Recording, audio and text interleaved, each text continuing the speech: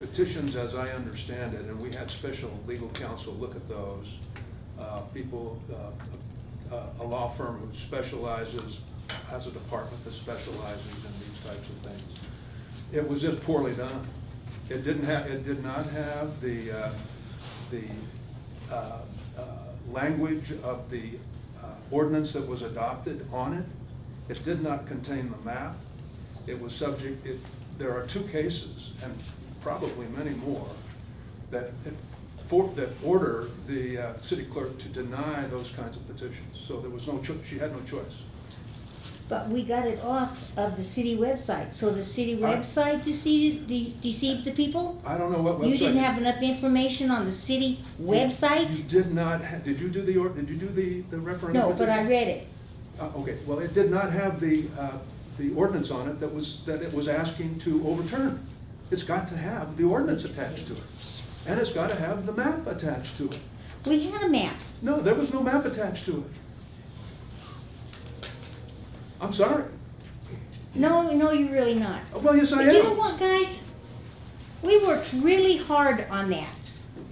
And we want the people to be more involved in the thing, rather than just this three council. And really, that's all we got up here is three council members that make decisions. So my complaint is, what was on the city website wasn't enough either. What was on the what website? The city website. That was not a And you didn't have the a map up referendum. there until we fussed about it. That was not a referendum website. That wasn't telling you how to do a referendum.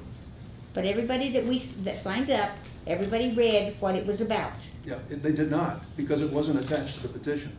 Yes, it was. No, it was not. I was out there, man. Okay. I'm not going to argue with you. Okay, you have 30 seconds. Not anymore. Thank you. Any other comments? No, we're just gonna be mum. My name is Carl Garrick. I live in the city and work in my stores in the city. Last Friday, the new waste management showed up my home at 7:45 in the morning. I asked about picking. Of course, I did not have my trash out. I went on over and talked to the little girl over there, and she said I have to have it out at 7 o'clock in the morning. Guys, they work for me, I don't work for them. And I believe maybe 8 o'clock is a reasonable time to have my trash out. I don't get up, I'm past the days of getting up and going to work at 6 and 7 o'clock in the morning. But I think 8 o'clock is a more reasonable time to put the trash out. Oh, put it out at night. I don't know about you, but the wind blows. Oh, goes the trash lid, along come the birds, and there goes our trash all over the neighborhood. So maybe because of the wind, and what difference does it make whether that trash man starts at 8 o'clock, 6 o'clock, 5 o'clock, whatever time? He's gonna work his 8 hours. What was it, a couple of weeks ago? They didn't even show up until Saturday. So they either come at 12, they come at all hours of the day and night. And maybe somebody ought to put down, this is the area in which, what time we're going to be at your house. Within an hour or two, one way or another. It's just, they don't seem to care. I guess they're so big. I guess we're used to banks, I'm sorry, where they were for us, and this outfit is a major corporation. And I'd like to see, when it comes up for renewal, that, I don't know when the contract comes up, maybe get a local guy that wants to do the trash, or that place out of Bakersfield that's doing Golden Hills, it's a family kind of operation. But these people don't care. If you have to call them, you gotta call them in Los Angeles, and you know what? You're gonna get on the number, you're gonna get, well, please hold, and then you're gonna get transferred to someone else, they transfer to somebody else. It's a big corporation that doesn't really care. And guess what? I'm the one that pays. They don't work for, they work for me. I don't work for them. That's my problem. Thank you, Carl. I'll make sure that Waste Management gets your request. Oh, sure. My name's George Sandy. Moved up here in 1988. kind of like this town, and the first thing I want to do is thank the city for the prompt repairs to Mountain View and the cross streets over there. Another item that I'd like to discuss is the bike lane from out by the gas stations into the town. And I drive that quite often. And so you might say I tried testing it. Well, the lane westbound is rather narrow by any standards.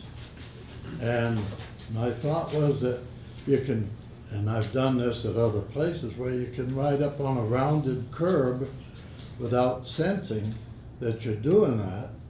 And if the wheel gets up over that rounded curb and into that, I think it's a planter, a little space between the curb and the bike lane. It looks like it's dirt in there. Anyway,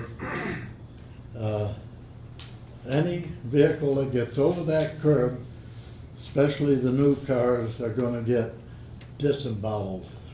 They're going to be disabled really good, and they're going to block that lane. And there's no place, if you have a problem coming westbound with your vehicle, there's no place to pull off safely. So other than cutting across the oncoming lane to that far south side of the road. So I think that's something we should address. And I'm surprised to see 2 wide bike lanes when I think 1 would have been sufficient, but that's up to the road and engineering people. The other item that I'd like to advocate is on a transfer of property on the airport, where the city is given first right of refusal on these transactions. I think there should be some legal, very definite protocol or plan to register these people that are buying, the people that are selling, the price that's agreed upon. And then if the city doesn't exercise its right of first refusal, I'd like to have a follow-up on the actual financial transaction so that we can be assured that the price offered is the price paid and under the terms of the initial offering. In other words, they usually say cash, and I want to see cash change hands or a record of it and a follow-up on the part of the city or an escrow possibly that would make this all settled nice and clean with all the parties involved. And that's my suggestions for tonight. I thank you. Thank you, George. Any other comments? The live stream is on active, beginning of public comment. Okay. We're going live.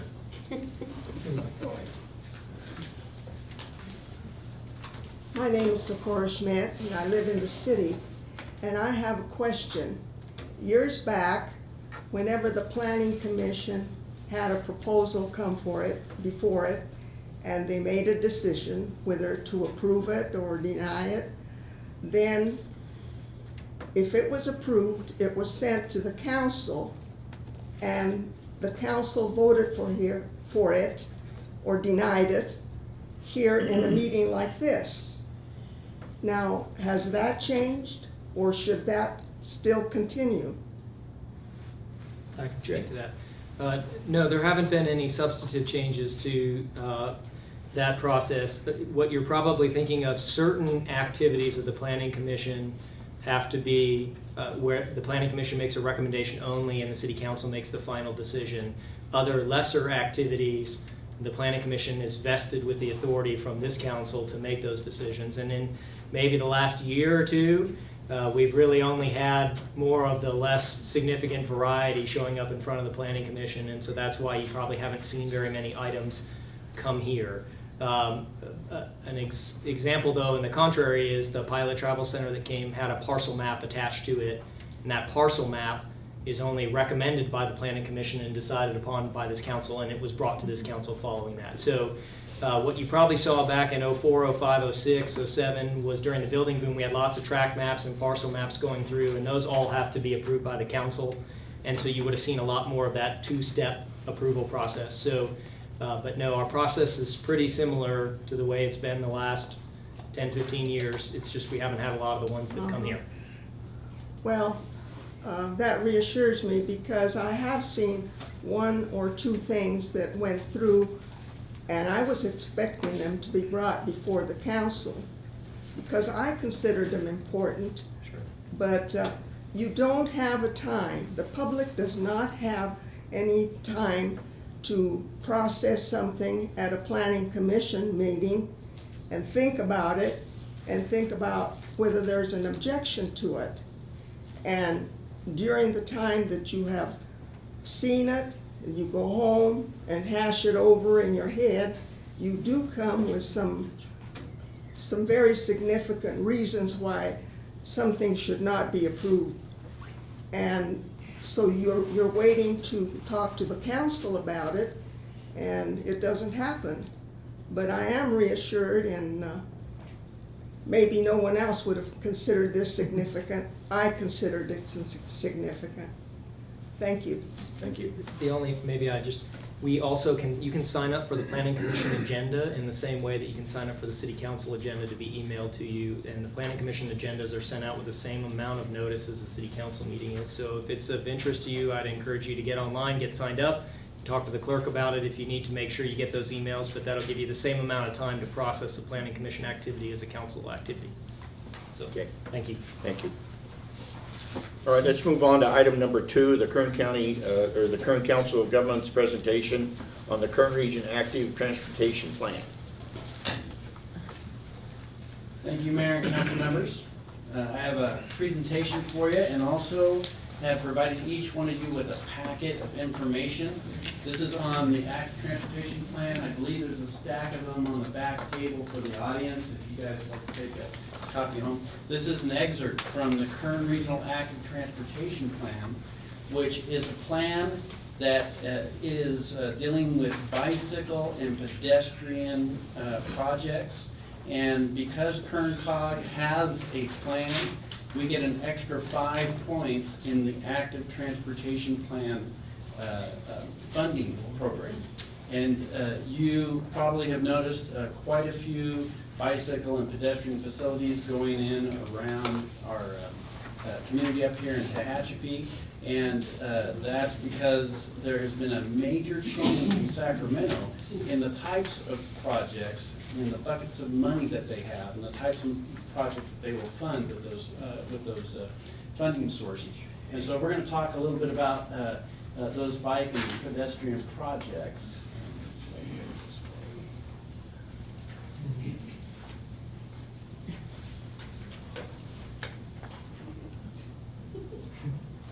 Get power Is there a power button? on the side. On the side.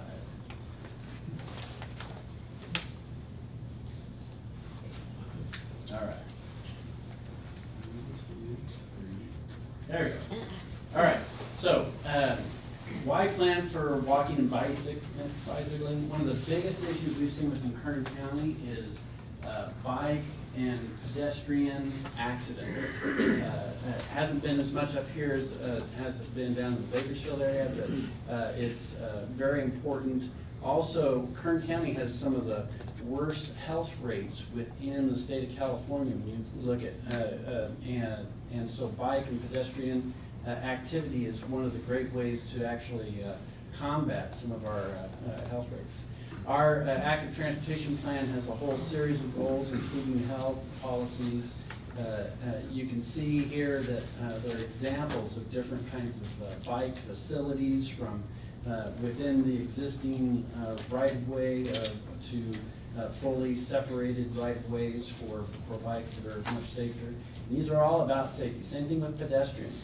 How can we make it safer for the people to feel comfortable to get out and walk and exercise, as well as being able to get around more speedily.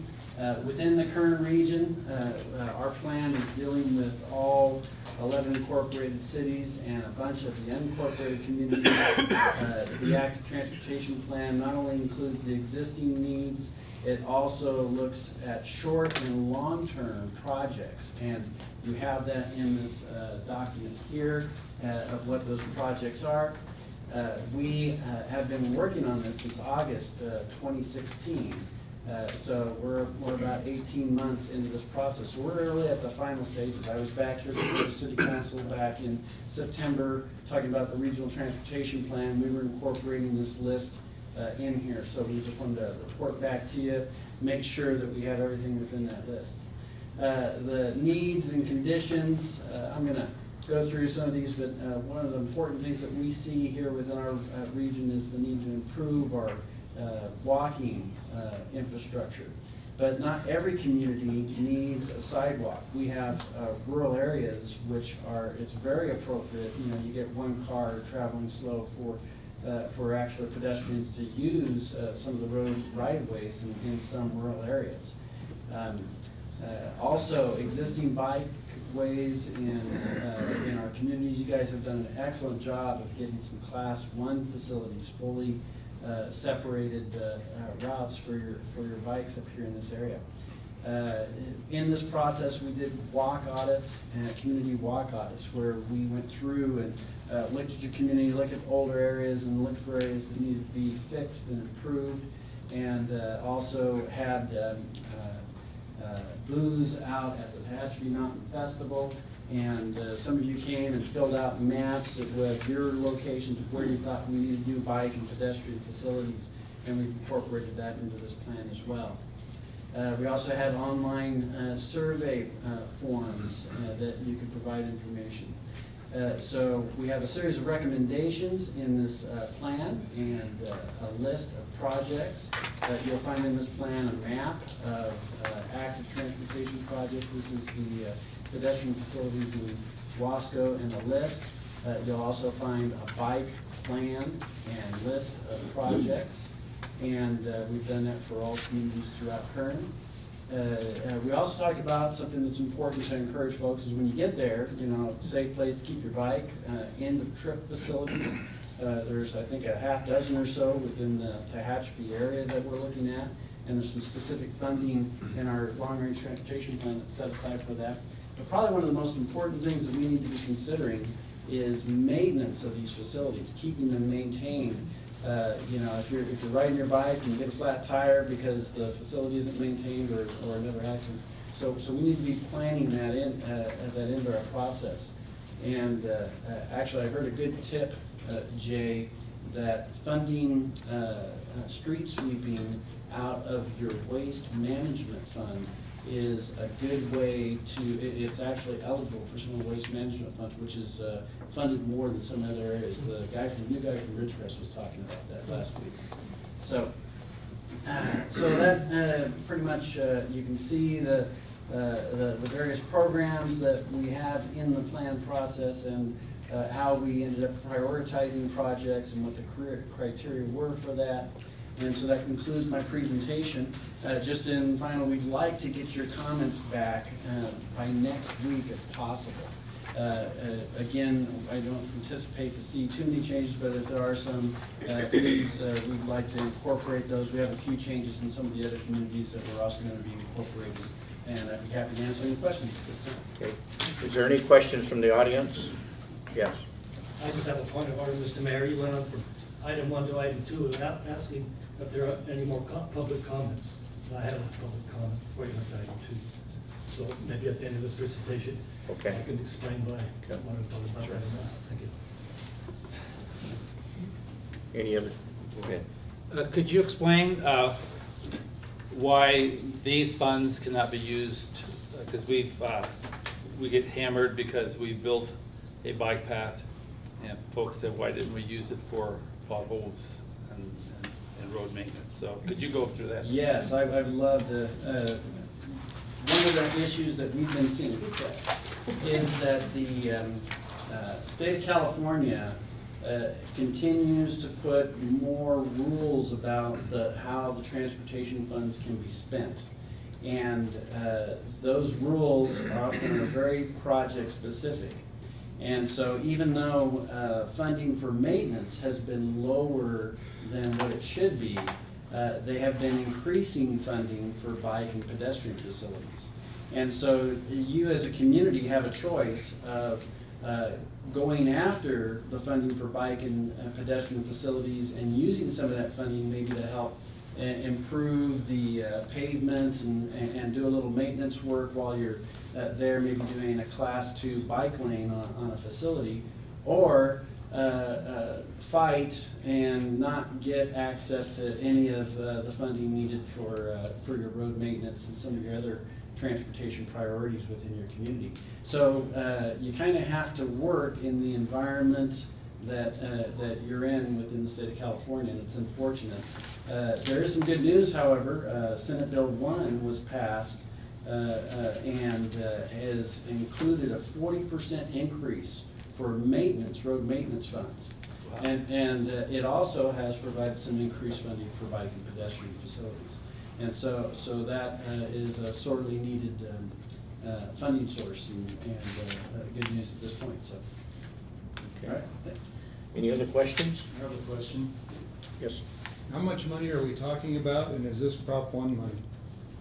The regional transportation. Please identify yourself. Michael for the record. Bigley from Tehachapi. Okay. The active transportation plan for the Tehachapi area has identified about $10 million worth of projects for bike and pedestrian facilities over the next 24 years.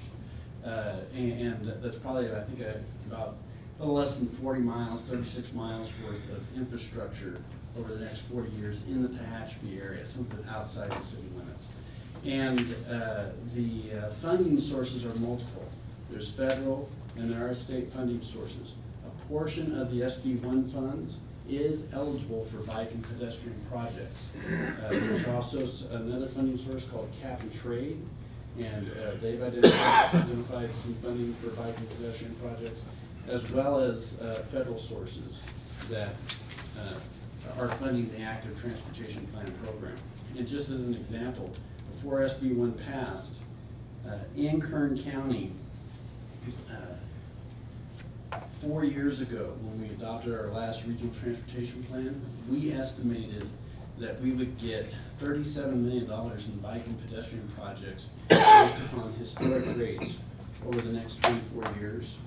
In the past 3 years, we've gotten $32 million worth of bike and pedestrian projects because the city staffs and the county have been very aggressive in going after these new state funding sources.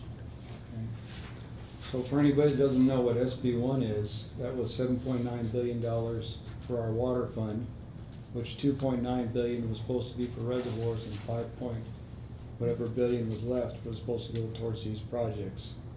So that's part of that money, right? There is a Senate Bill 1 is a part of the 12-cent a gallon gas tax that started back in November. Okay. So So the it's not first, Prop 1. Yeah, it's not Prop 1. Okay. Yeah, there is Proposition 1, which was the bond Right. that was from 2006, I think. Right. And so some of that funding also has gone into bike and ped related projects. That's a Okay. good point. Thank you. Thanks. Okay. Well, thank you for your presentation. Appreciate it. Thank you. Thanks, Rob, for coming out. I have a question. Oh, okay. Oh, sure. Sir, when we look at a pedestrian traffic, do we look outside the corridors of the larger streets that lead to the schools and stuff? I know on my street, there's a lot of kids walking down it, and sidewalks are kind of sketchy here or whatever, you know. But a lot of people do not want to drive down Curry during the school times out, you know, so they come down the side streets adjacent to it. Have we looked at that, at something like that, or? I'm not as familiar with what the final plans were for the Tehachapi area. I know that is true in Bakersfield. One of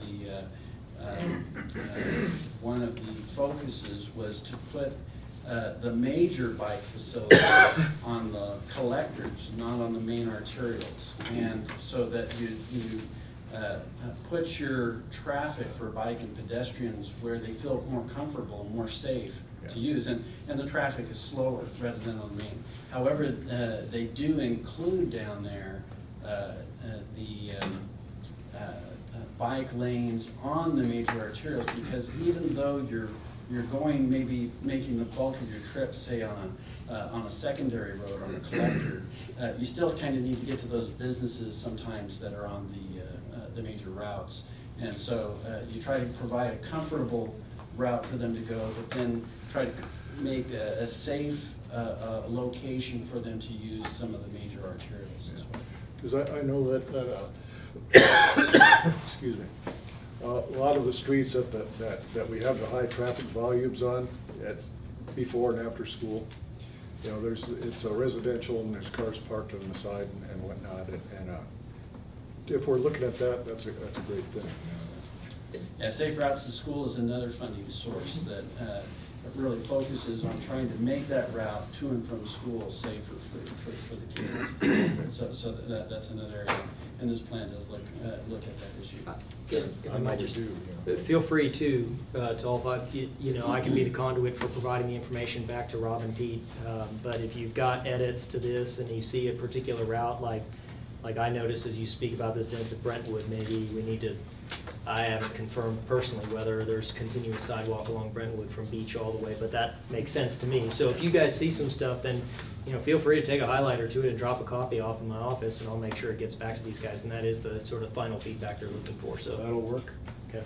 Yeah, near-term projects. Be thinking about short-term projects that score high in safety. Those are key because you want to get that extra 5 points through that active transportation program. By having that project in this document. Thanks, sir. Okay, any other questions of council? Thank you very much. Okay, I think all these big numbers are very interesting, but to be more specific, whenever I come to a lot of meetings here at the police department, and there's no bike rack. I mean, look out there, you can see my bike right in front, sitting in the shrubbery. I put in the shrubbery. So you're the one. Or the sidewalk. You'll be charged for that. So I think bike racks, I know that when I mentioned it to Greg Garrett a couple of years ago, there was no bike rack at City Hall, and he put one in the next day, but then I noticed he took it out again. So Someone stole it. someone stole it? Well, I really would encourage you to have more bike racks around town and in public places, especially here.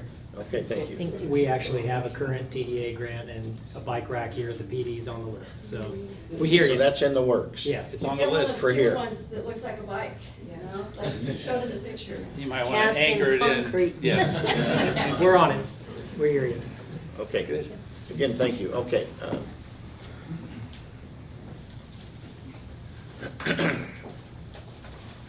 Oh, good, there's no mic. My name is Jim Roberts, I live in the city, as you're aware. First of all, I want to compliment the city. I've been flying out of this airport since 1977. And I want to tell you that you have a dandy of a jewel of an airport here. And I'm just curious, we have given away our last 2 grants of our airport, one to Cal City and one to Bishop. And hopefully, there's going to be some dialogue between the city and the pilots at the airport to see if any funding is going to be available or any improvements that need to be on the airport. I'd like to compliment Public Works for keeping the airport in as good a shape as it's in. I see the pickup truck driving up and down the taxi lane, perhaps the runway, looking for FOD, which is foreign object damage or foreign object debris that we don't want to get into our airplanes. And so I want to compliment them, the Public Works folks, and I would also like for you to consider, since you're spending a whole bunch of money on bicycle paths, maybe you consider any airports, any improvements that need to be made in the airport so that we don't give away any more funds to other cities. And can you tell me how much, if we get millions of dollars for bike paths. Does the city have to kick in like 10%? When we get AIP funds, we kick in 10% for whatever funds we get from the FAA. Does the city kick in funds for bicycle paths as well from their funding, or is it all just free money to make bike paths? We'll answer that. So the last 3 grants have been 100%. 100%. With no match requirement. No match requirements. Correct. Well, when do we see so many bike paths? Thank you. Okay, okay, George. I think it's rather important. Under the closed session, it appears that we're trying to sell my hangar, not somebody else's. Because my hangar is 25E. Look on your agenda. Under the closed session.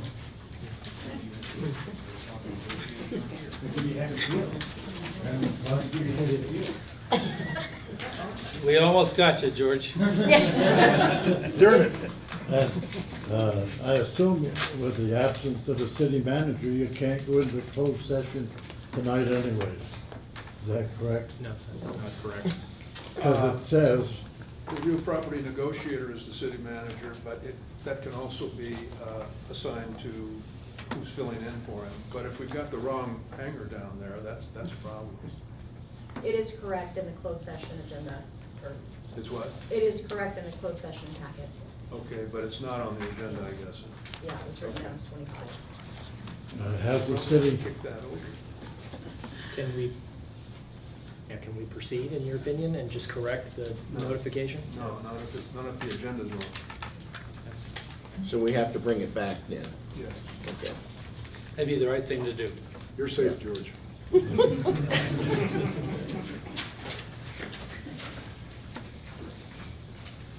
Okay, item number 3, a memo received by Pete Graff regarding districting.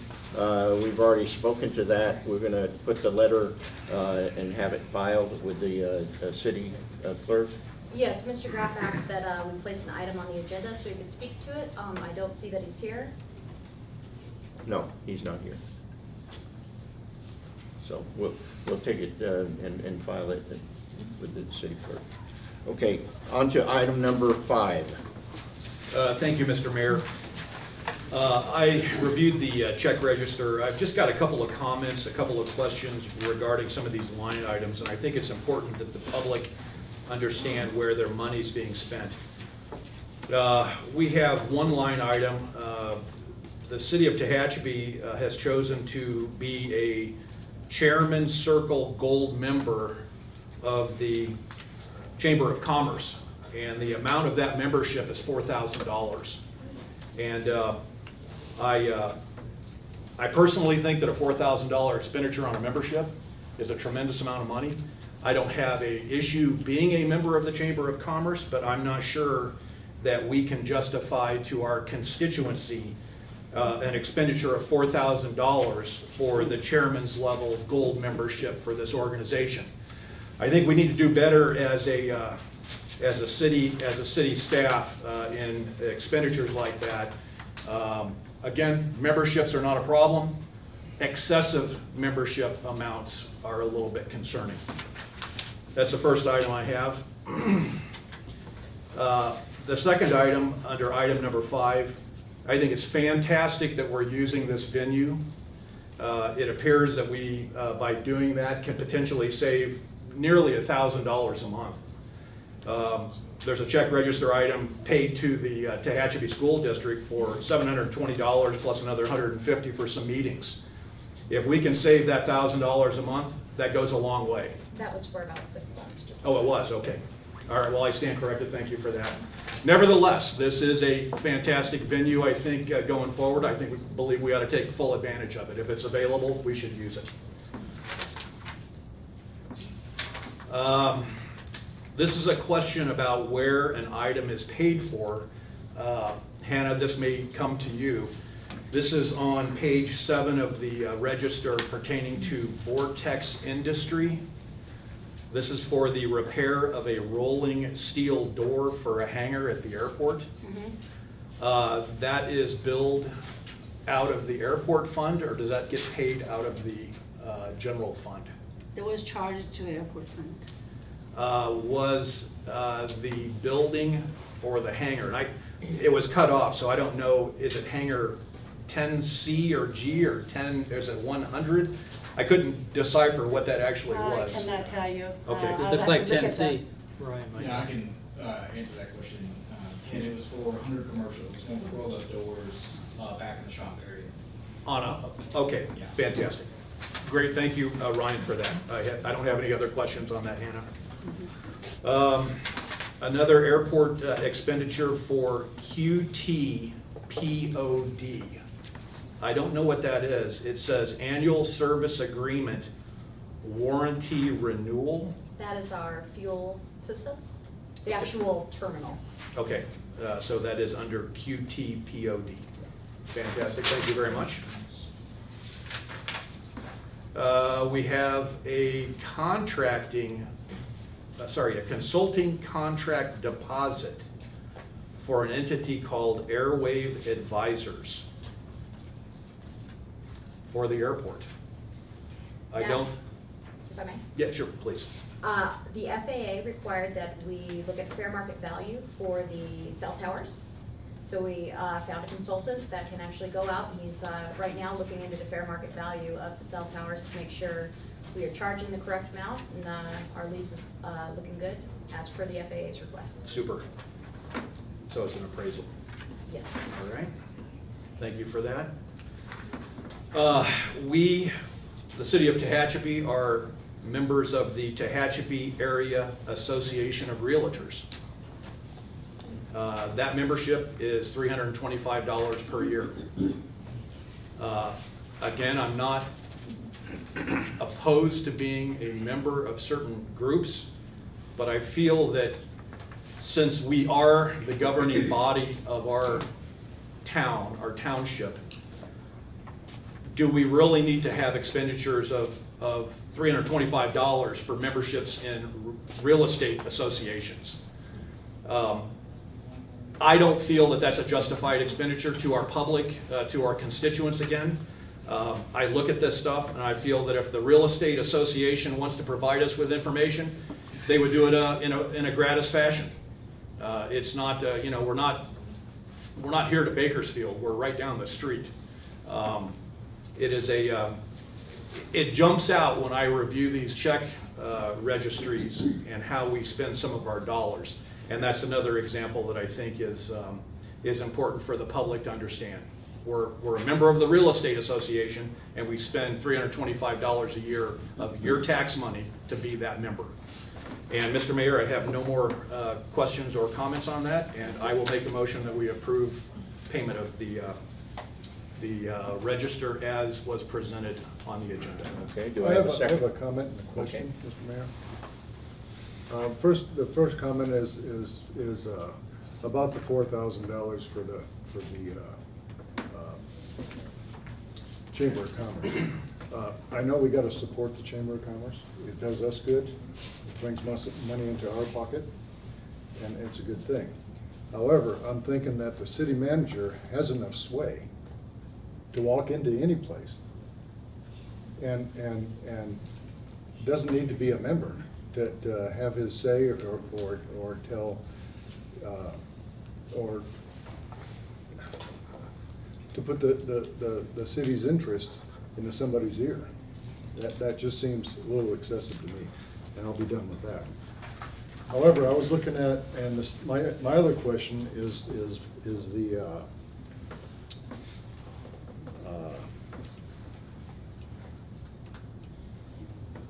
it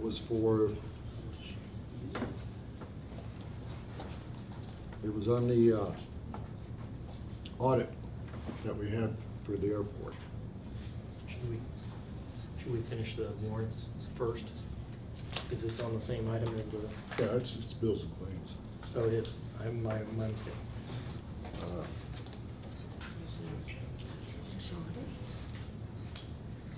What page is that on? What? Yeah, where are you at? That's my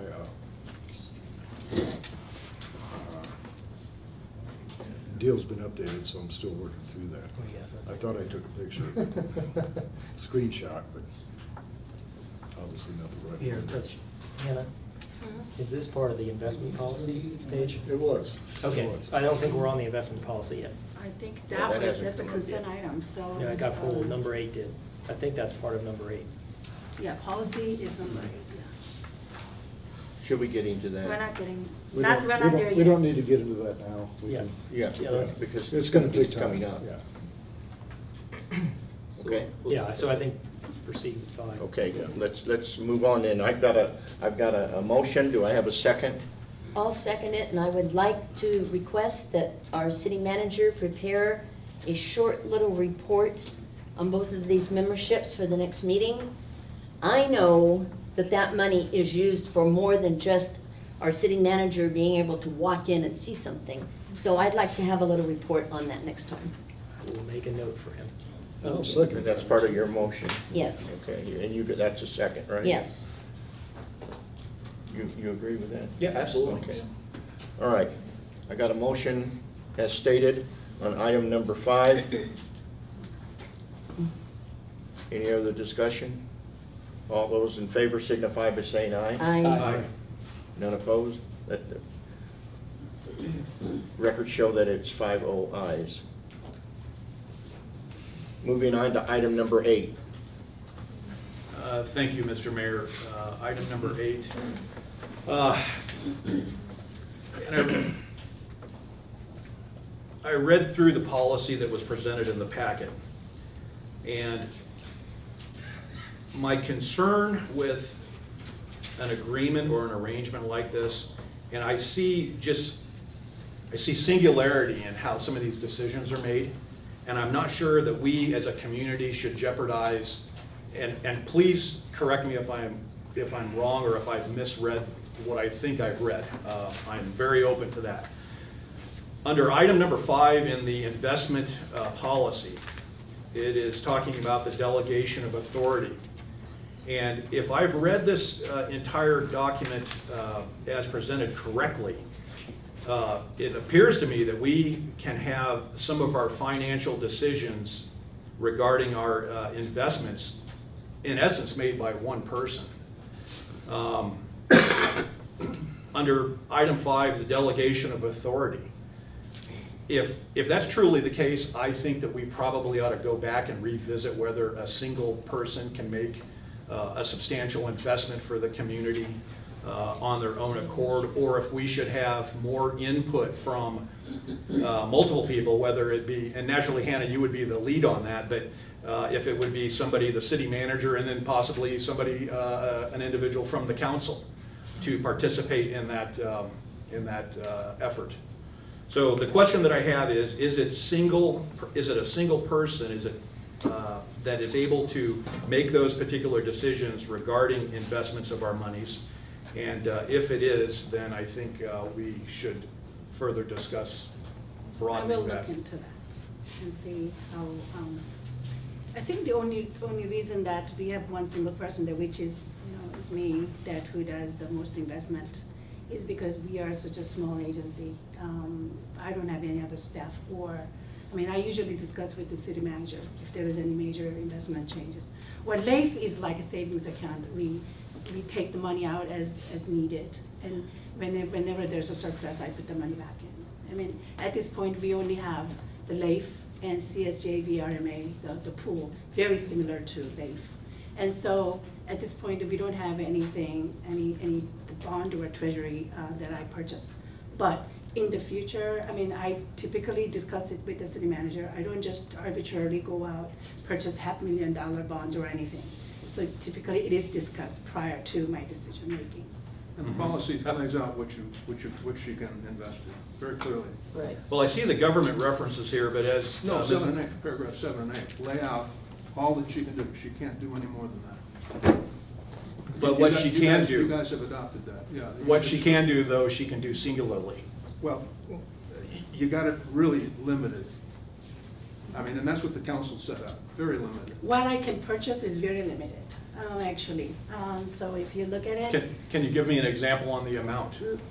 On the amount, there is no amount limit, but we, based on you'd receive the monthly, the report. And based on this, I don't, I don't arbitrarily go out and purchase $6 million bonds, only because I have to have flexibility in there because we go money in and out so many times. And depending on the time of the year, we use more money out of life than actual tax money comes in. So I be rational, but if you don't feel that's Well, and you have to understand, secure. I'm not questioning, I want to make it very, very clear. I'm not questioning your abilities or your performance whatsoever. I just want to make absolutely sure that our monies, if they are being moved or if they're transacted upon, that we have, and I appreciate that you talked to Mr. Garrett, but in this particular paragraph, Mr. Schroeder, It's the whole policy, it's not just one paragraph. I understand, but when one paragraph allows one person to make a decision. To make very restricted decisions. With no limits on the cash amount that can be transacted. May I So- make an analogy, Mayor? This Oh, go ahead. council delegates let me just use a parallel, delegates authority to the police chief to exercise law and to go about the duties of arresting people and keeping us safe. This is functionally equivalent. This is a policy this group of 5 sets and then authorizes a person on staff to execute those roles. So I can understand the hesitancy, but I don't think this is a situation where it's abnormal. You guys create the policy, you guys decide where the money gets spent, and then you have to tell one of us as staff to go do the work. And that's all this is saying is, and that's what the city attorney's trying to say is that overall, one person's got to be given the job to go do it, but it's the whole policy that you guys are deciding upon that determines how the money is spent. That's, I think, the analogy Well, I'm trying to give you that I think. I'm not sure that analogy pertains in this particular case, but what I need to make sure as a council member with utmost fiduciary responsibility to these folks in this audience and everybody else that's not here tonight, that we are completely clear on how our monies are invested and that we have multiple sets of eyes on those monies at the point that the transaction occurs. If we don't, I think it behooves all of us to take that extra layer of caution, and maybe caution's not even the right word, the extra layer of diligence, thank you, participation, whatever term, whatever word you want to use, to make sure that somebody out here can't come back to us and say, we had you folks on the council allowed one person to make this decision, where did it get us? And that's a worst case scenario. I don't foresee, or I don't think that could ever happen, but I think we need to be utmost careful when it comes to those dollars being moved around and put in place. And I think it behooves all of us on the council. It's a very simple change. And if it, you don't think it is, Mr. Schroeder? No. You're gonna set up a committee that's not gonna be in City Hall to make these instantaneous judgments that have to be made about moving money in and out. I think it's not as simple. It can be done, but it's not simple, no. Well, you know what? Sometimes things pertaining to the operation of a city are not simple. Well, you said it was simple. I'm just letting you know it's not simple. I appreciate that, and I thank you very much for that. But I believe that we should be diligent in how this occurs, and that's my final comment on that. Okay, go ahead. I have a financial advisor, and when she wants to do something, she calls me and I go, okay. Because I'm not the expert. That's why I have a financial advisor. And she's backed by a nationwide company. And I assume that Hannah is backed by her education and all sorts of other things. And to have someone on this council who would help make investments, I have a financial advisor. I don't know how to make investments. So, you know, either we trust you or we don't. And if you're not trained to do this, then we should get somebody else. And I believe that you are trained properly to run these things by the city manager, just like my financial advisor runs it by me before she sells something.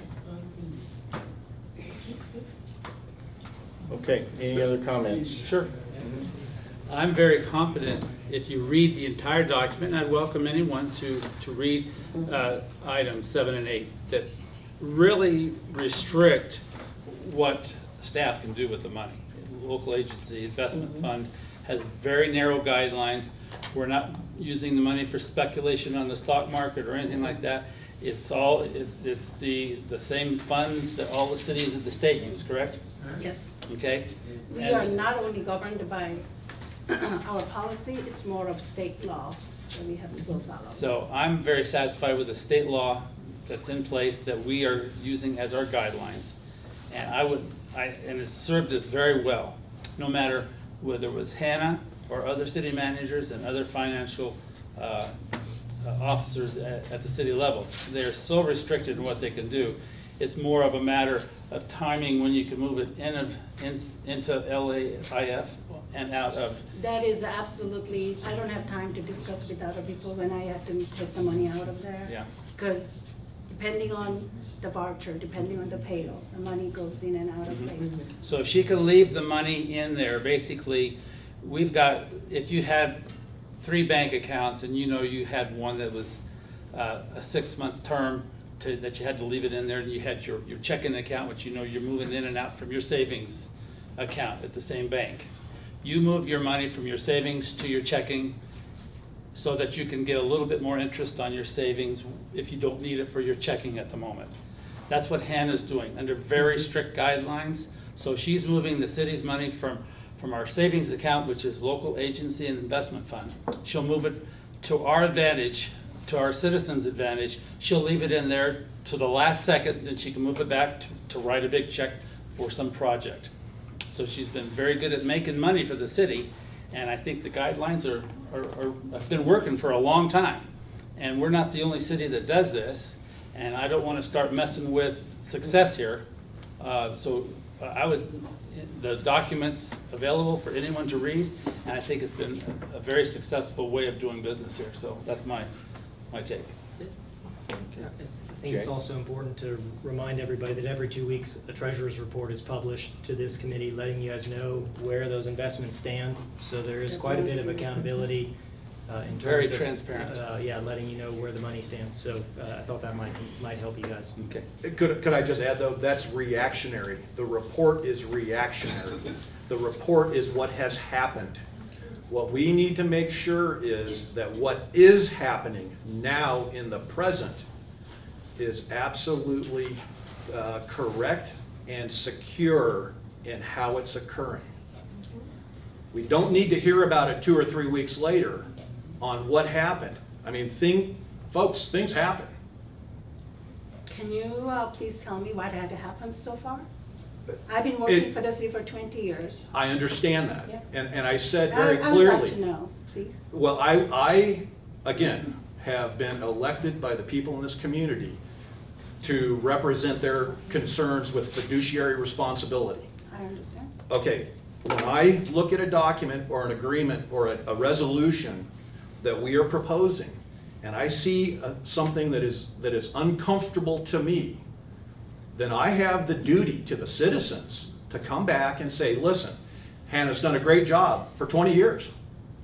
But do we, in today's environment, do we need to put another set of eyes on what's going on? We have an elected treasurer.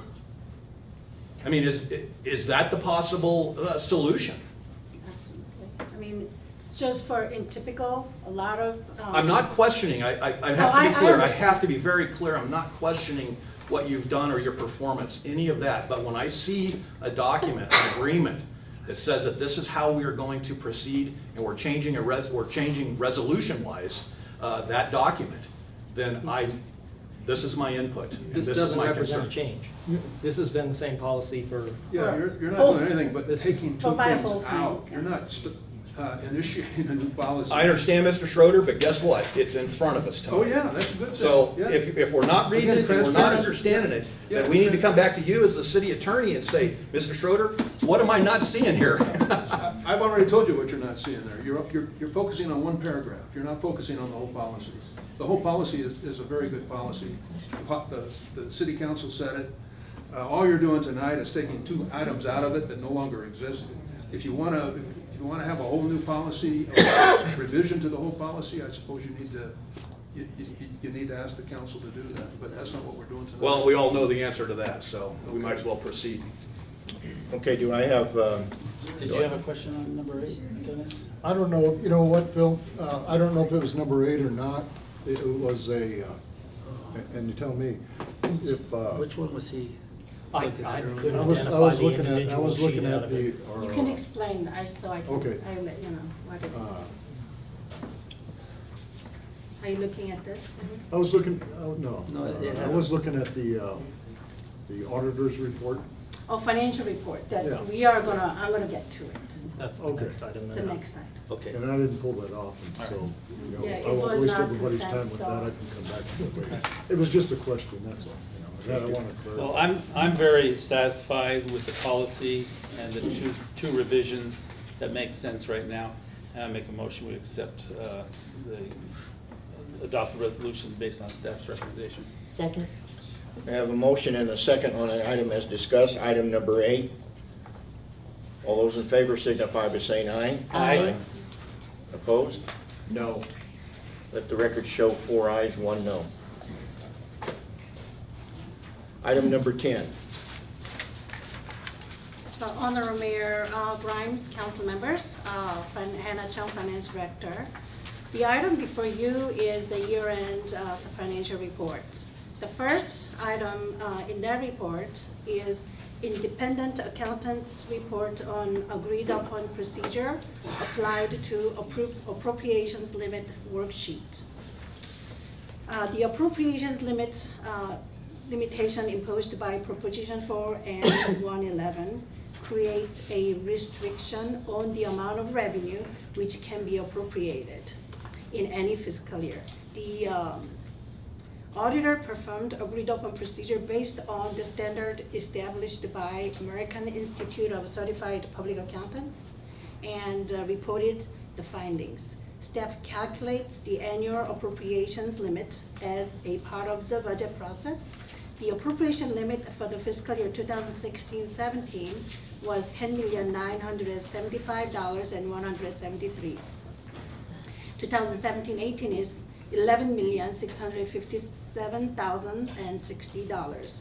The auditor agrees with our appropriation calculation for the audit year as well as the prior year. The second item in the packet is annual financial report and independent auditor's report. So I will go over the major funds and their the net changes and their fund balances.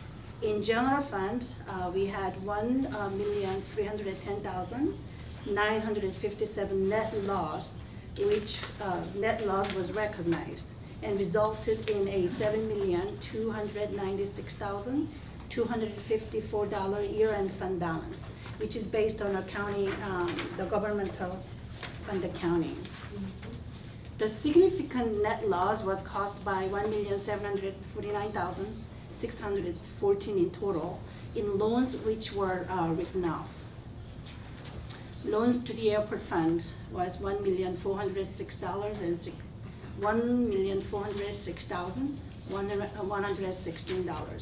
To motocross fund, $75,105.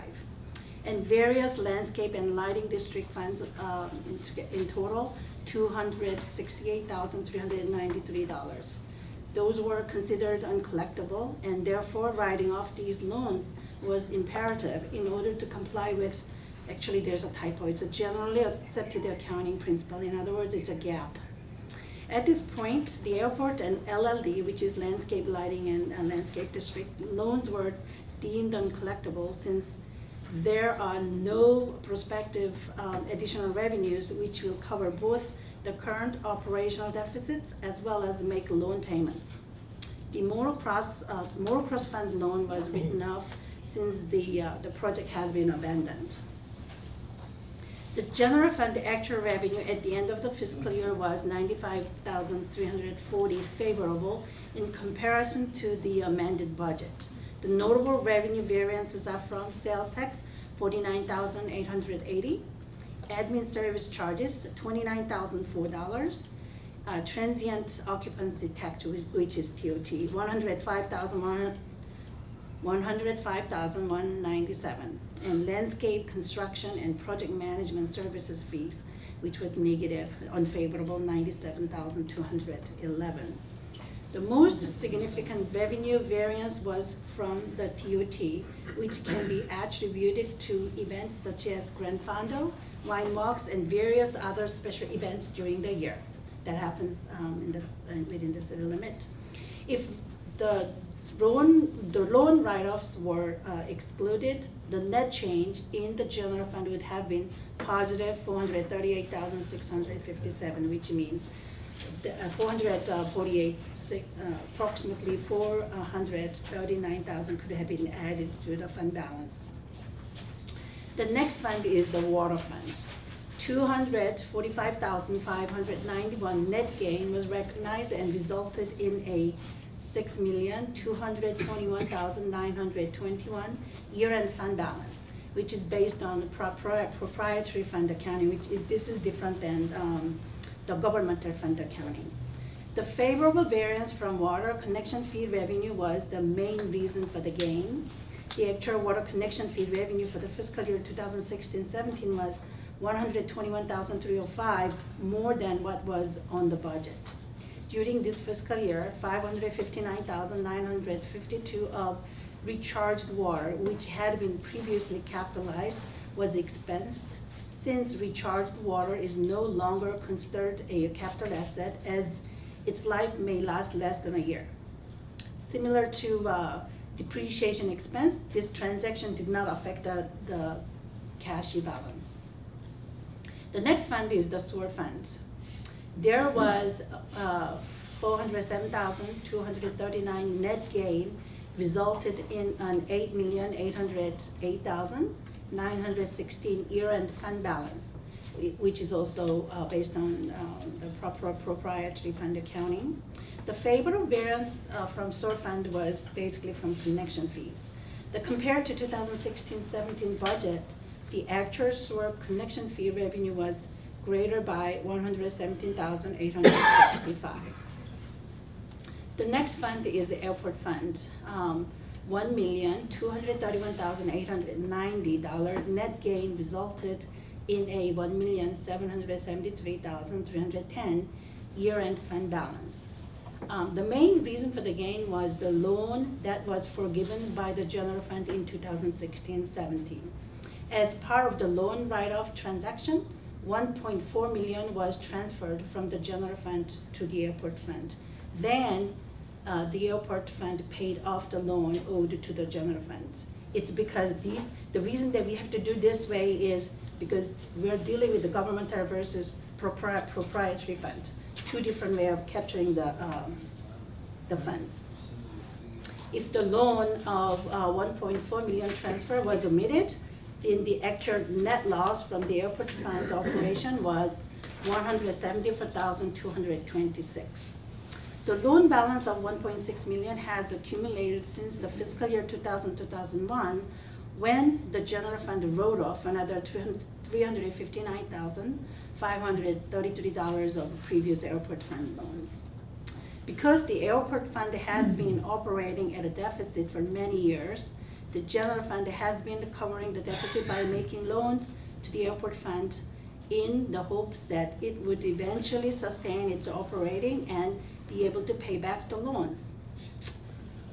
However, if at some point airport operations are turned around and the airport still will be held responsible for paying back the loans that have been written off. That will end the financial report summary. And the next report is Statement of Audit Standards, SAS 114.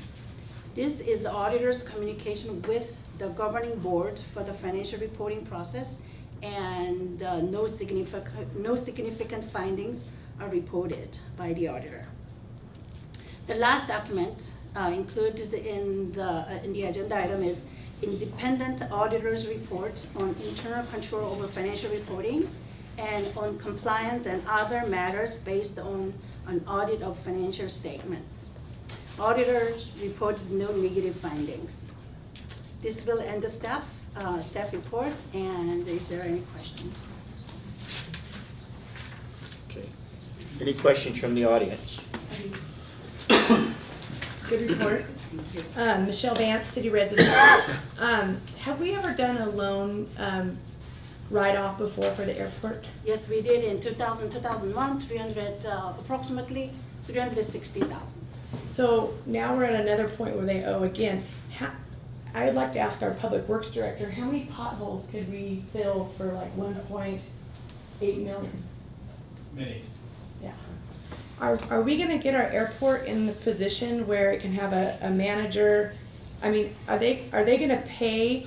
They're an enterprise fund, so right, enterprise fund has to bring in the revenue that it makes, like the water fund. If you don't have enough money to pay your water fund, you raise water rates, right?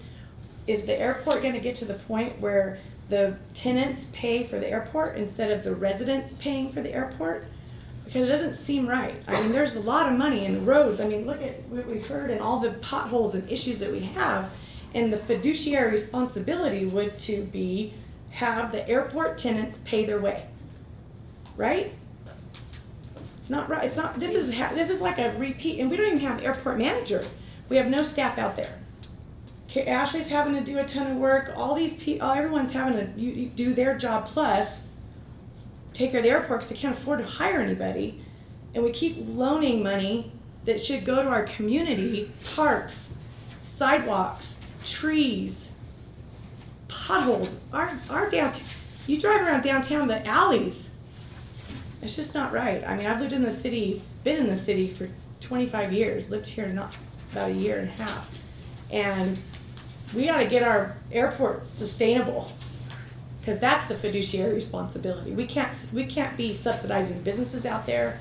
We can't be subsidizing people's hobbies.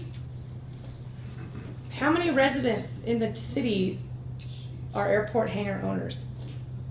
I'm not sure. Right. About 11. Yeah, 11. So we're subsidizing for 11 residents. Our residents, us, taxpayers, are subsidizing for 11 people that live in the city. Dennis, that's not right, huh? It's not right. We gotta do something about it. And last time I was here, when you guys tried to raise the fees, you know, the tenant fees, and everyone showed up freaking out.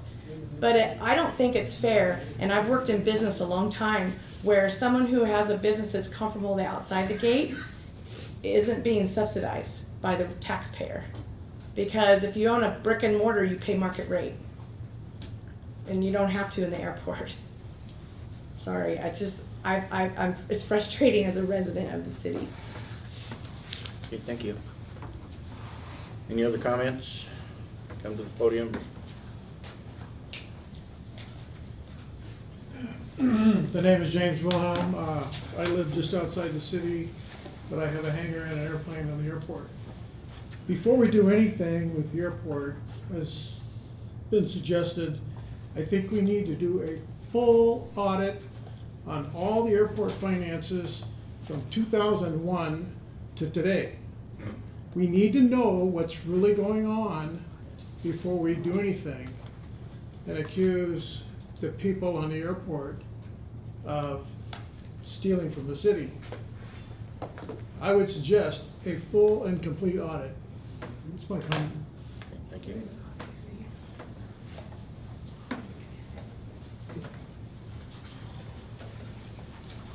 My name is Carl Garrick, I live in the city. And with Michelle, I kind of agree. You know, I am subsidizing, I don't know what we got, 100 hangars out there, and I'm subsidizing them people for their hobby, and you don't subsidize me for my hobby. But what you do is you don't raise the hangar fees, but then you try to like he wants to do, is go eliminate our rodeo grounds. You left $1 million on a motocross track that probably could have made money, but no, we turned that down. And we paid $1 million so out of the pocket, so one person can complain about the dust.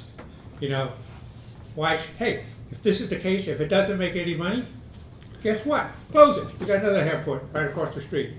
You know, private one. They make money. Why doesn't ours? And anybody outside of that security fence, that's people on Challenger Way, that's the rodeo grounds, the antennas on the towers, they should be off of the airport property and out of that, and let the hangar owners pay for their hobby. Nobody pays for my hobby. Any other comments?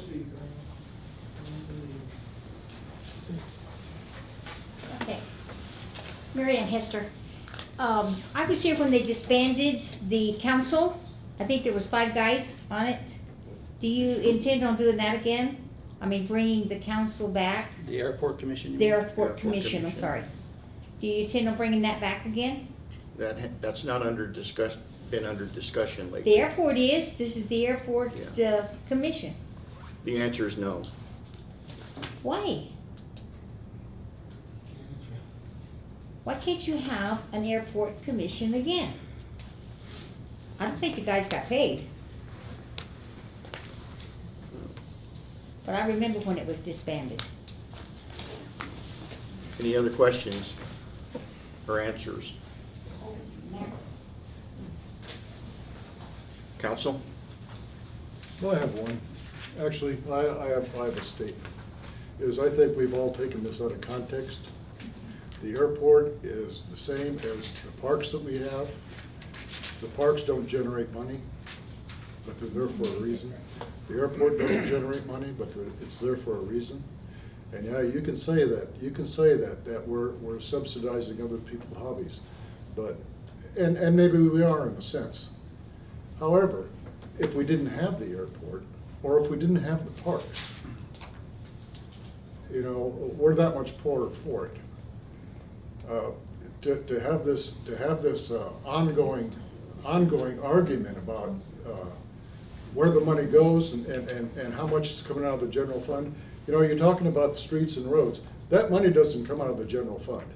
That money comes out of streets and roads, and it comes out of gas tax, period. General fund does not spend a nickel on the streets.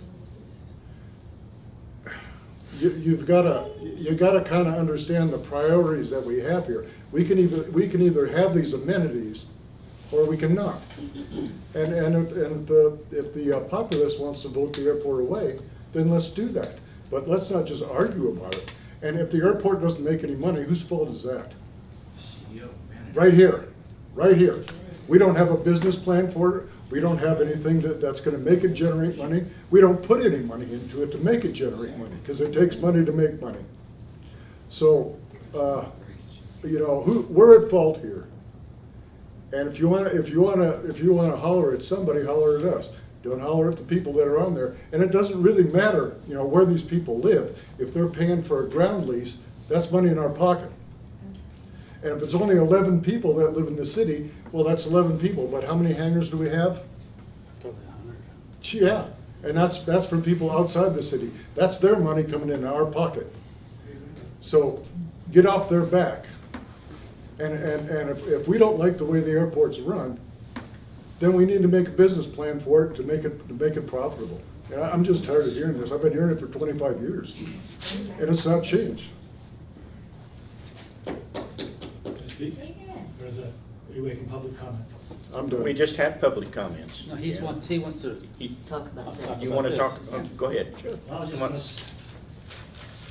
Jim Roberts, I live in the city. The airport is part of the national transportation system. It gets money from the federal government, just like any other transportation system does. Now, I live in the city and I pay money. I have no longer children in school. I still pay taxes for the education department. I want to know, as you are head of Parks and Rec, are you an enterprise fund? Yes, Okay, then why do you charge me? Where do you get your money? from sponsorship, all kinds of ways. You want to come see my budget, we can No, talk. I'm just saying, If you want to charge wasn't us to talking use on the behalf airport. of Let's keep our comments to the council, We please. should, I'm Thank just you. curious, we should have to pay to use the park then. No. We do. We do. We are, We do. look at your tax bill. Okay, that's what I'm We saying. all support That's what I'm saying. parks. I'm not complaining about using the parks, even whether I use the parks or not. Yeah. These folks don't use the airport, and they're paying for the airport. We airport users have millions of dollars invested on our own in improving the airport. Now, someday my hangar will belong to the city, because I'm not gonna live forever. That hangar's gonna be there for a long time, and the city may down the road inherit my hangar. So, you gotta look over the long term for all this. Sure. I'm sorry, I got misunderstood. I'm talking about an enterprise fund. And enterprise funds are supposed to be self-sustaining. Am I missing something? No, that's Okay, absolutely right. so this is what I'm trying to understand. When our water fund wasn't making enough money to self-sustain, we raised the water rates, right? We did a plan to raise the water rates. That's what I'm trying to say. That $1.8 million would be great for our general fund to have for our community, which includes parks in the general fund, okay? I'm talking about enterprise fund. And that's the only thing I'm just concerned about is that if it's losing money, there's, as a business person, to look at it and say, wait, we gotta raise rates. That's the only way you make something solve it. And right now they lack leadership. There is no manager, there's no staff out there, there's no one to write the grants. There's nobody. People, the city, they have jobs too, other jobs. The airport needs employees. But if you can't afford them, then the tenants, which is the enterprise, has to pay for it, not the residents. I'm not saying, the airport's amazing. It's awesome. But the business plan, the business person needs to be fiduciary and say, hey, we need to be able to self-sustain. That's all I'm saying. That is true. Okay. I want to direct my question to Jay. It's my understanding that we are in the process of reviewing the entire FAA report and its recommendations, and that policies and some other things will be brought to the council in the next couple of months. That's accurate. With Chris's departure, I think he was taking the lead on that though, so I don't know the exact status of it. So I think it's one of those items that Ashley, myself, Corey, and Greg have sort of yet to pick up and lead again. So I'll remind Greg that we had this conversation and that item is still outstanding, and we'll get back to you. Thank you. Okay. Any other comments? Please note that. I would like to make a comment. Pardon me? Yes. Okay. Let's put this thing about audits to rest. We audit every single department of the city, including the airport fund, every single year. We've not had any discrepancy of how the funds are used, invoices, anything with the airport or any other department. There have been from time to time some minor things. We've had the grand jury look at our audits, and they give us glowing reports. But to say that we need to spend another $10,000, $20,000 on an audit for 2% of our budget, the airport, we don't need to do another audit of the airport. I'm just directing it because you brought it up. And Mr. Hedke continues to say we need an audit. I'm not sure he still does, but anyway, my point is enough audits. We could audit this thing to death and you're gonna find the same result. What the thing we need to do is what is in the works. We have a master plan for an event center, which will, which the airport commission, when it was in session, when it was there as a body, and the pilots all agreed, full on, let's go do this airport, the event center, which will make money for the airport. And we've had the FAA now put out delays because there's controversy about this and that.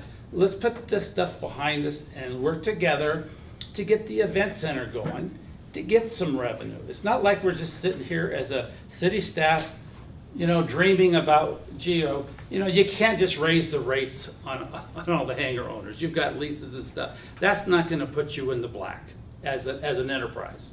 What will is and airports across the country that are successful are the ones that have non-aviation activities on the airport property that help support the other part of the enterprise. And that's what we're trying to do with the event center. That's what was trying to be done with the motocross track, because it was gonna generate money for the airport property, for the enterprise fund. And we know that that fell flat because of obstruction, okay? We are now facing obstruction from the FAA because people are complaining. We have an event center, we need to have more environmental review because of obstruction. So what you need to do is let's all work together and let's move forward with an event center that could possibly generate money for the airport. And we wouldn't be having the discussions, should we raise the rates on the tenants? Should they pay more? Should the public pay less? But we need to have the airport at a zero balance every year so that the residents who are complaining about streets and roads, we can give them their money for that. And over time, you know, I think we're pretty close. The last year or so, the airport was, the fund was just about, Hannah, last year was it about balanced?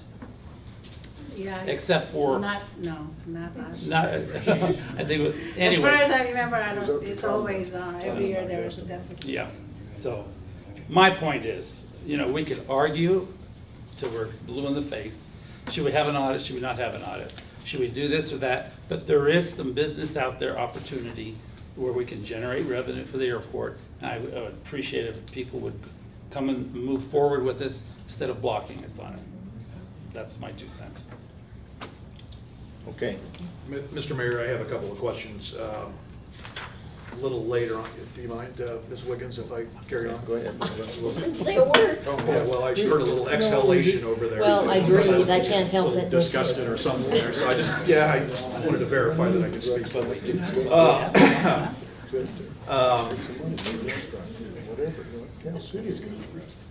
Hannah, do you have the document, page number 9? It has a list of items that we've done that were still in work. And maybe if I, let's see, CIP, construction and process projects, the capital projects still in progress at the end of the fiscal year are included in the CIP balance, Yeah. Okay, page 9. There's one line item at the very bottom there that says that one of the items that is still in work is airport markers, lighting, and runway improvements. Yes, that project is kind of on hold at this point. That was my understanding. It's still in CIP, we cannot complete it yet. So, if That is, Jay so can remind us. Jay can- my guess is, based on, and sometimes the descriptions between us and the auditor, I'm betting that's the parallel taxiway relocation project, which is still in process. That's that environmental document that the FAA's been sitting on for 2 years. Councilman Hickey. Well, I know, excuse me, I know for a fact that we have in the past have had a project called airport markers, lighting, and runway.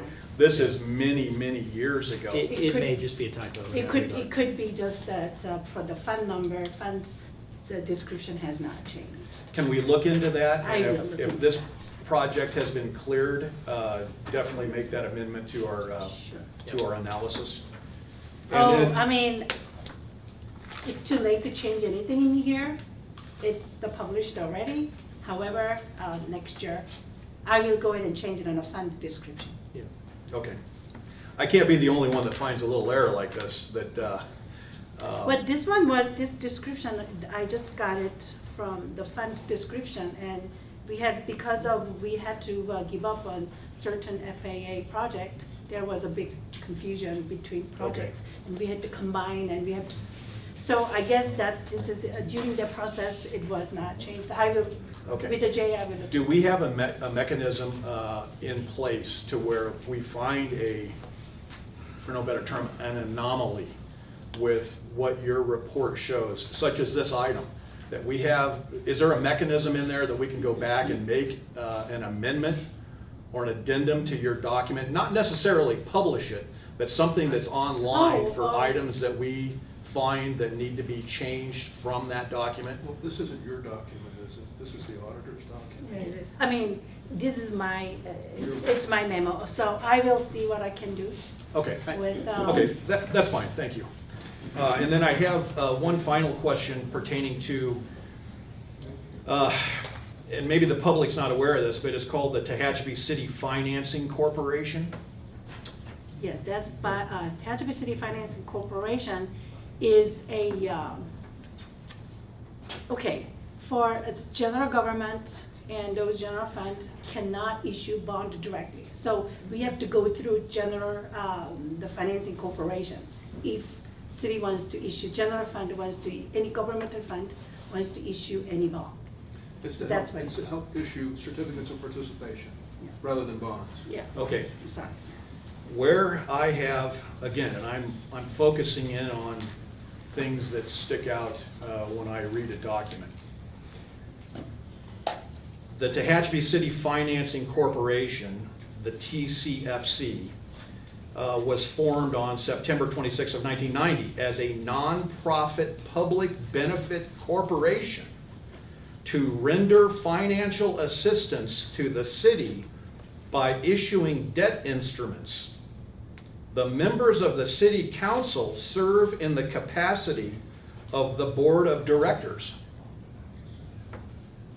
for this entity. Correct. The city has operational responsibility for the TCFC, and the TCFC does not issue a separate financial statement. No, it doesn't, because so literally it's just a pass-through. There's no financial transaction under that corporation. It does nothing until you want it to.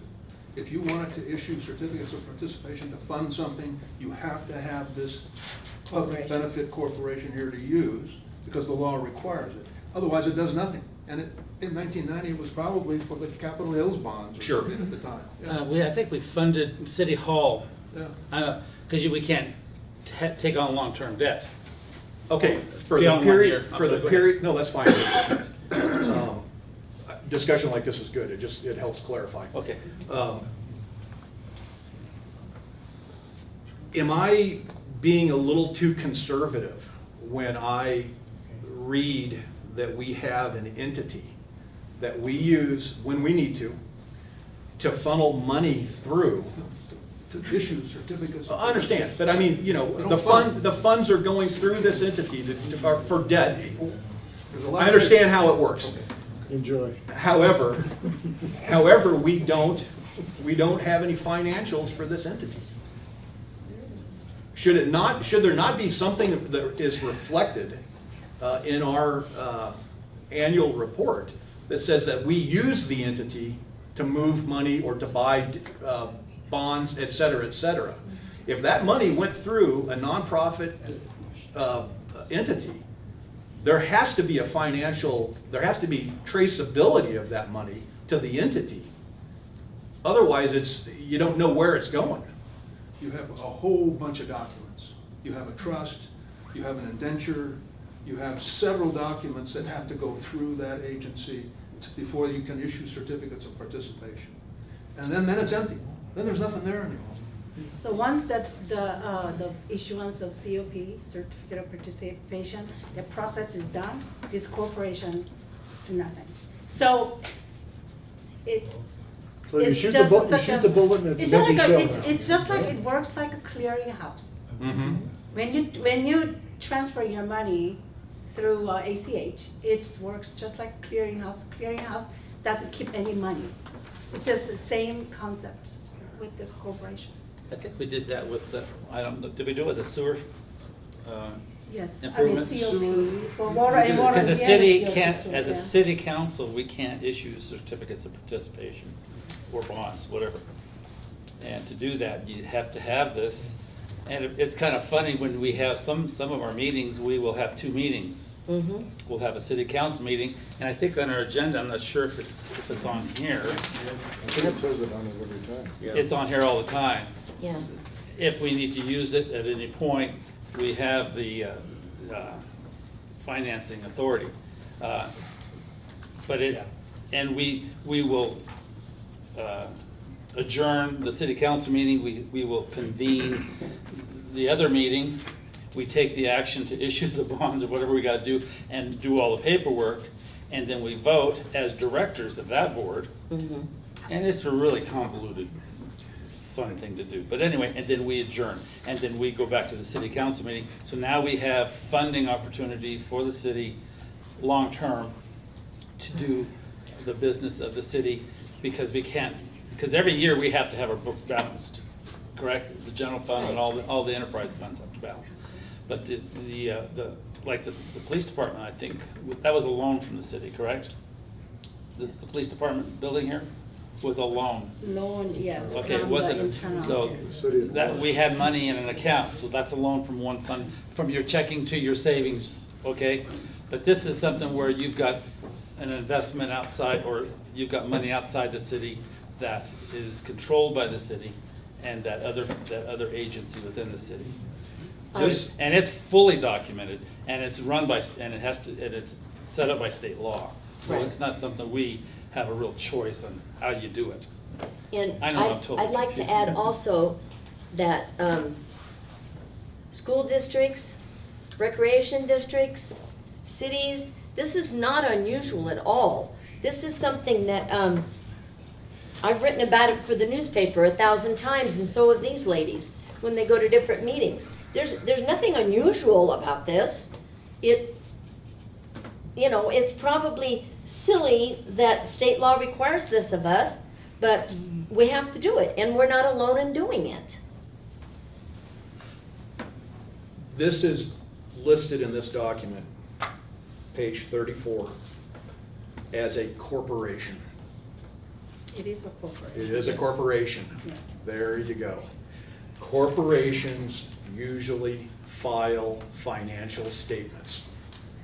They typically file a financial statement for anything they do. Yes. And we have said right here, the TCFC does not issue separate financial statements. Because there is no transaction. For the It year does that, not for the hold year that there is a anything. transaction, At the or end for of there the is, year. when there is a transaction, then there is a financial statement that's prepared? At the end of fiscal year, there's always nothing in that corporation. That's why. Like I said, it works like a clearinghouse. It only being used very temporarily when we issue COP and corporation duties are done.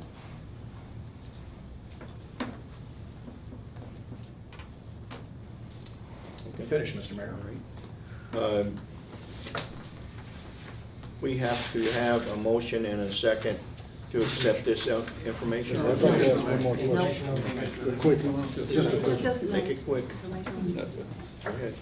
Hannah, why do we forgive the airport's debt? What does, I mean, Okay, is it so- a financial thing? or- Yes, it is based on generally accepted accounting principle.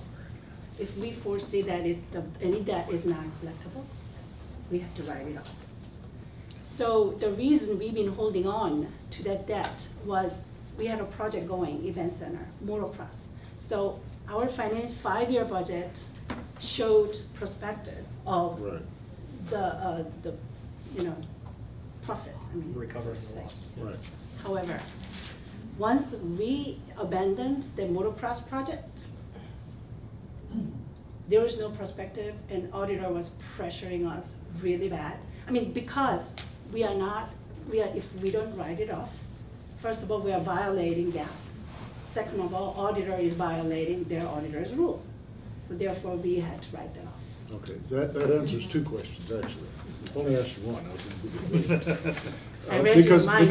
Yeah. That was some deep reading, wasn't it? Yes, it was. Because what I saw in this is that based on the assessment, that there was no perspective of possibility of collecting up on these debts these funds in the future. I didn't know what that meant, and so I was Yes, gonna, that's that's what I was what it asking means, yes. earlier for Basically, clarification. yes. I'm sorry, that makes it perfectly clear. Thank you much. But at some point, that whole thing out there is gonna be generating money, and it'll finally, somewhere down the line, we'll pay back the debt that we had to write off, because it's still responsible. It's just not on the books of the enterprise fund anymore. It's on the general fund's write-off as a line item. Right on. And at some point, hopefully the airport we can get some things going out there generating funding into the millions of dollars and write off that 1.4, and that's over a long period of time, from 2001, we've been hoping that we'd make some money, so. But you know, another thing that I was thinking was that, do we keep track of that somewhere, even though we write it off? So we have an actual It's in picture our of what the book. airport, what really costs us? Once the transaction is made, it's forever. That's a permanent Okay. document. So that's basically our own in-house audit, right? Of what the airport really does cost us. It's an internal track. That's a good point. Okay, you done? You want me to be? I wanna move on. You betcha, Mayor. Okay. Okay, let's move on to item number 11. There you go. Hi, Corey Costello, Assistant to the City Manager. Honorable Mayor Grimes and council members, I bring to you today consideration for a contract with Wildan Financial to prepare an impact fee update for the city of Tehachapi. In July of 2009, the Tehachapi City Council adopted resolution number 2409, establishing and modifying the public facilities and police impact fees paid by new developers and establishing a civic facilities fee.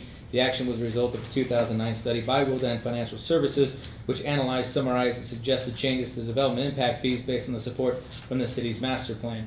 Additionally, Section 17.41 of the Tehachapi Municipal Code states that in order to promote the public interest, health, safety, and welfare, it is necessary to establish and impose a fee as a method for financing the development, improvement, and enhancement of public parks and recreational facilities. The city is authorized to impose civic facilities and parks and recreation fees under the Mitigation Fee Act contained in California Government Code Section 66,000.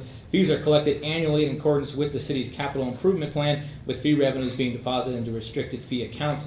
Parks and recreation fees are collected, or land in lieu of fees and park construction by developers is also accepted in accordance with 17.41 to maintain the city's compliance with the National Parks Model, suggesting 3 acres of parks or open space per 1,000 residents. As part of this, the city is required to prepare a 5-year report on the implementation of the fees, including identifying the purpose, the amount of the fee, demonstrating a reasonable relationship between the fee and its purpose, identifying all sources and amounts of funding anticipated to complete financing of incomplete projects, and addressing the adequacy of the city's general plan and other public facility planning policies. So in order to complete this report, staff proposes contracting with Wildan Financial Services for research and preparation of an impact fee update, which will specifically address the civic facilities and parks and recreation fees. An agreement and the accompanying scope of work is attached in your packet.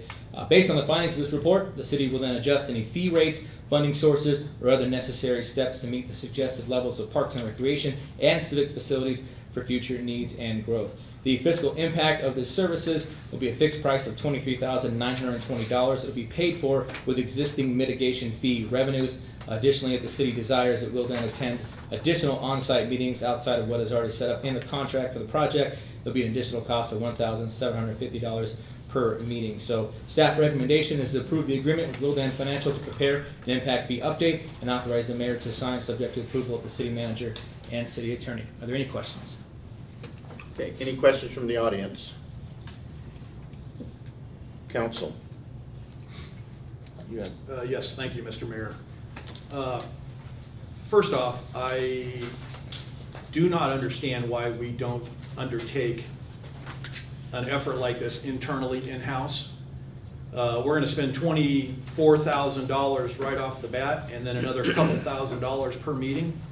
That money could very easily be applied to fixing the swimming pool at the Dinatorium, get that thing back up and running again, and we do this internally. And the other thing, I'm beginning to start to take exception to some of these staff recommendations. You know, the recommendation on the bottom is to approve the agreement. This council has the obligation of analyzing the commentary and the document on its own merit. We are the ones that will determine whether or not to approve this recommendation. It's not staff's recommendation to approve it. It's the council's job and fiduciary responsibility to do that.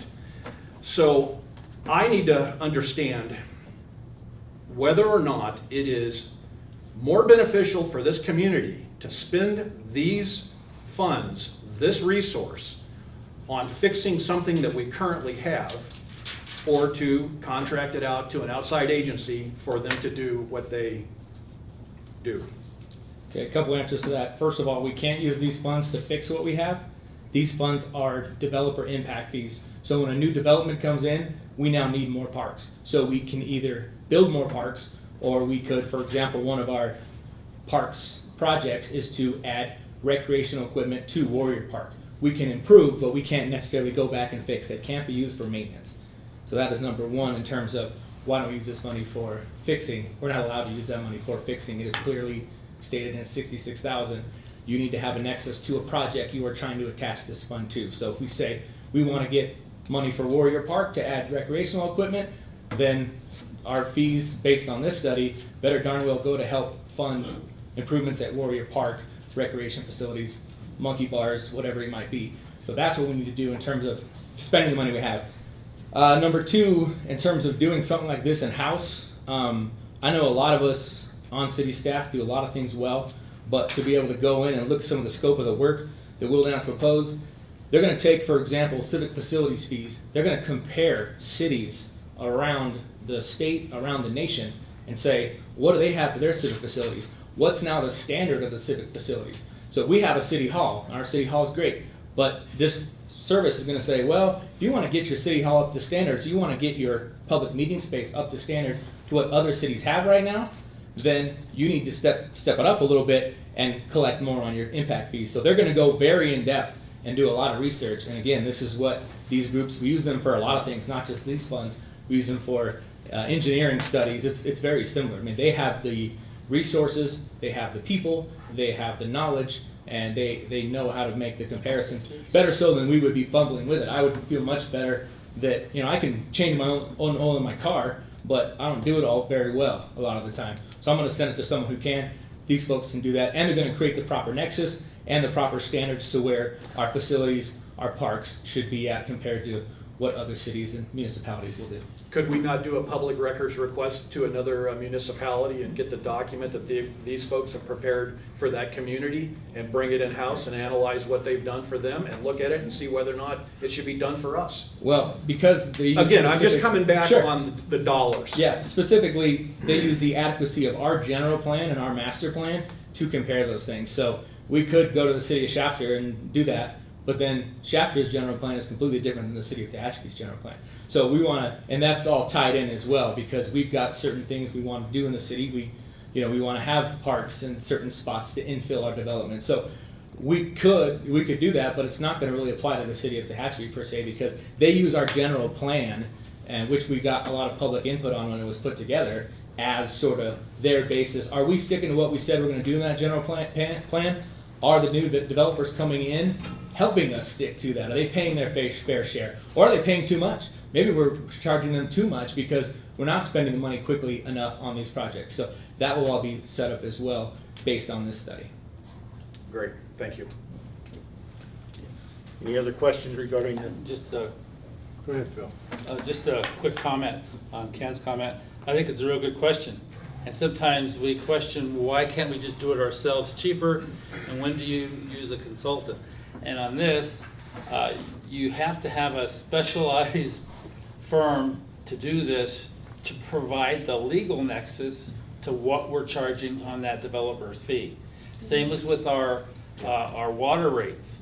We're not supposed to be in the business of making a profit on a water fund. So we have to have an engineer's report that goes through our fee structure, that goes through and knows how much we're collecting so that we can collect enough for the future addition to the sewer plant or the water fund. This is your bailiwick, right? So you got to be able to have enough money to plan out and build what you need in the future, but you don't want a surplus where the taxpayer's paying a very high rate, and we've got this fund that's just got a lot of money in it for no reason. It has to have what you refer to as a nexus to the fee. So you can't be gouging the developers too much, charging them a fee, and they're going to come back on us and take us to court saying, wait, you're taking us to the cleaners because the fee's too high. And there is, I'm sure our city attorney can attest, there are plenty of case law where that happened. and developers came back and said, wait, we're being charged too much, and they found that, in fact, the city's either general plan was inadequate, or they didn't do one of these studies, and they didn't have the proper documentation to support why they were charging the developer. And again, this 28,000 on this report comes out of the developer impact fees. This isn't paid for by the folks sitting behind me. And I think that's important, you know, to pay the money, because it protects us from a liability issue. Huge And, you know, the liability could be huge, yeah. So- And we have a couple of meetings built in with Wildan and the contract. And Wildan Financial, by the way, they were the ones who set up, I want to say dating back to '03, have done these sort of studies. They're familiar, so they've done all the setting up and a lot of the legwork already, so they're familiar with Tehachapi. What we do makes it a little bit easier in terms of making sure they come back with the right results, we have the right fees, and developers are paying their fair shares. Okay, Dennis? Okay, my thought on it is that development's gonna be kind of sketchy, because we're running out of space, not because of the economy, but we're running out of space. And so if we put the onus on the developer to say, okay, if you're gonna build 1,000 units here, give us a estimate of what it's gonna cost to put this parkland in. And who's gonna come back on that? That comes out of their own word. And then they have to do it right. And that's on us. So it seems like, to me, that we kind of shirk our duty to the residents by just hiring somebody so we don't have to think. You know, nobody knows our general plan better than we do. And if we don't, you need to ask the question why we don't. And we've used Wildan for 100 years, you know, or however long they've been here, or however long Phil's been here. 32 years. Okay, yeah. But it seems like, it just doesn't seem like it's worth the money that we're paying them to do that, just so we don't have to think about it. You know, granted, I understand the liability, I get it, but we do our due diligence. We've got plenty, and I heard from the last council meeting, we've got the best planners in the world. Well, that takes Wildan out of the running, you know, so. Everybody's got work to do, everybody's busy, I understand that. But $24,000 or $26,000 worth of work, maybe no, you know, maybe we can do it better here. I think if we were probably challenged in court on these fees, whether or not that was done if the study comes into question, the developer questions our fees, and they say the report was prepared by one of our city planners as opposed to a company specializing in these type of reports, I don't know, maybe the city attorney would probably be able to weigh in that Wildan's company or any other like-minded company would probably stand up a little bit better than something prepared. That's exactly the reason why you do it. And I understand that, all day long, Tom. But it's kind of like, you know, how long do we cringe under the threat of liability? As long as there are lawyers out there to sue. Does that answer your question? I'm done. Don't go there, I told you. Okay. All right, I need a motion and a second on this issue. So move. Second, Dennis. Oh, shoot. All right. All right, Dennis, second. Okay, I got a motion and, reluctantly, huh? I got a motion and a second on the item as discussed. Oops. Oh, Marianne.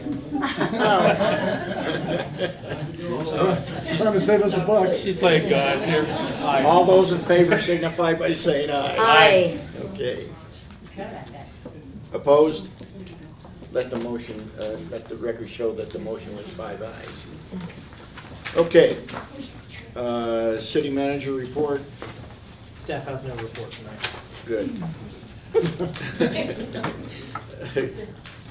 Council member reports. Dennis? I have one. There was a recent flurry of email throughout the city. I didn't think it was professional. We have, and I have a copy of the employee's manual, and it specifically restricts chain mail, which we now call threads. And I don't think it should be used for that. People are paying for us to use it for business.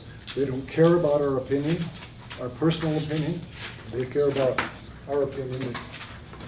And it's also, it also states in there that certain people cannot to be chastised and shouldn't be chastised. I personally, and I don't know about you guys, I don't ever want to see that again, ever. This is a business. These are business. This is business equipment, and it should be used for the people's good and not for what the heck we say. We don't use it for Facebook here. We don't use it for Twitter. We don't use it for any of that. We use it for city business and city business only, and respond to that in like. Sorry if I get a little heated about this, but I really didn't like it. Okay, Phil? At our current COG meeting, last meeting, one thing I did get out of it is for the next 4 years, we're gonna see a lot of construction on 58. They're using different funds. The shop funds, which is state highway operations, something, is maintenance money. So it seems like they're always paving 58, but for the next 4 years, we're gonna see even more work on the freeway. So if you want to see more about it, go to the Kern Council of Governments website, and they have a list of projects as they come up. And so we're supposed to get some extra money that's going to be spent on roads finally. So that's good news. Cool. Thank you. I don't have anything. Susan? Nope. Thank you, Mr. Mayor. I just have one very quick comment. I have been asked repeatedly over the last several weeks by folks who voted me into this position to allow them to better understand some of the financial aspect of what we do in the city of Tehachapi. And I can assure my constituents that I will ask questions and I will try to answer their concerns as good as possible. And I thank the folks that asked me those questions for asking that, because it is the citizens in this community who make the difference. If you don't ask the question, you don't know what the answer is. So that's all I have, Mr. Mayor. Okay. We are not going to have a closed session. So at this point in time, we stand adjourned. I